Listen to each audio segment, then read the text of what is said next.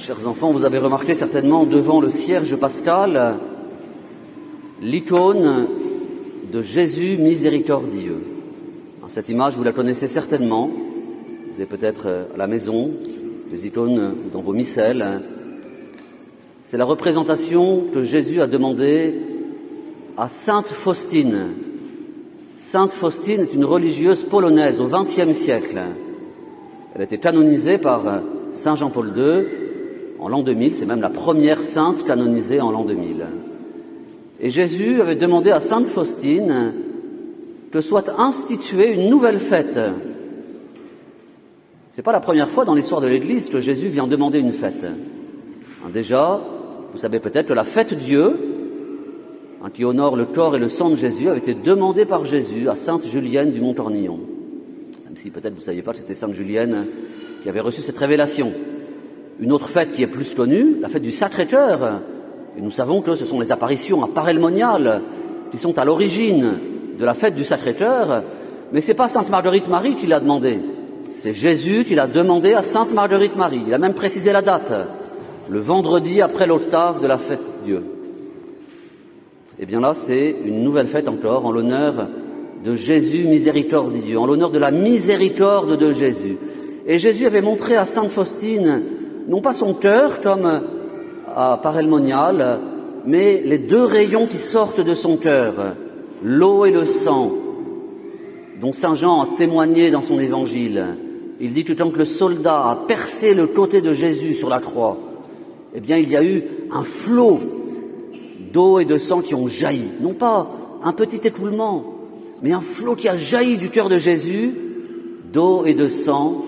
Et l'Église y a toujours retenu le symbole des sacrements en particulier, le symbole de toutes les grâces que Jésus veut répandre sur l'Église et sur le monde.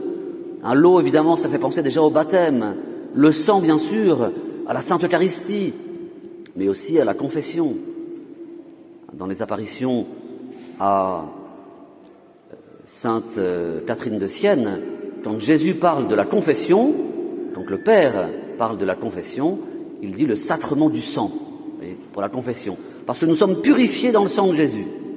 Eh bien, chers enfants, voilà, nous sommes invités aujourd'hui, Jésus a dit le dimanche après Pâques, c'est aujourd'hui. Il a dit, je veux que le dimanche après Pâques, vous honoriez d'une façon particulière ma miséricorde infinie. Pourquoi Jésus l'a demandé au XXe siècle? Pourquoi il n'a pas demandé toutes ces fêtes avant de monter au ciel, à la Pentecôte, à l'Ascension plutôt?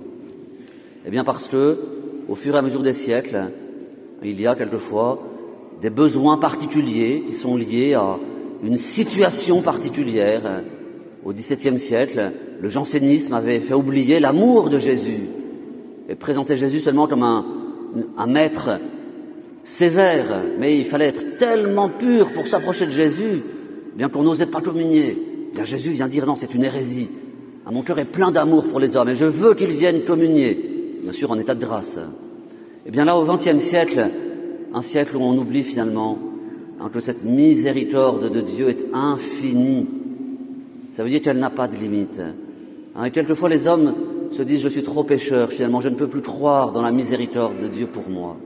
Eh bien Jésus nous dit et me dit, puisque ma miséricorde est infinie, votre confiance doit être infinie, sans limite. Sans limite. Vous voyez, oui, il sait que nous sommes pécheurs et il le sait même mieux que nous. Il a l'horreur du péché plus que nous. Et cependant, il veut que nous approchions de son cœur plein d'amour pour déverser sur nous les flots de grâce.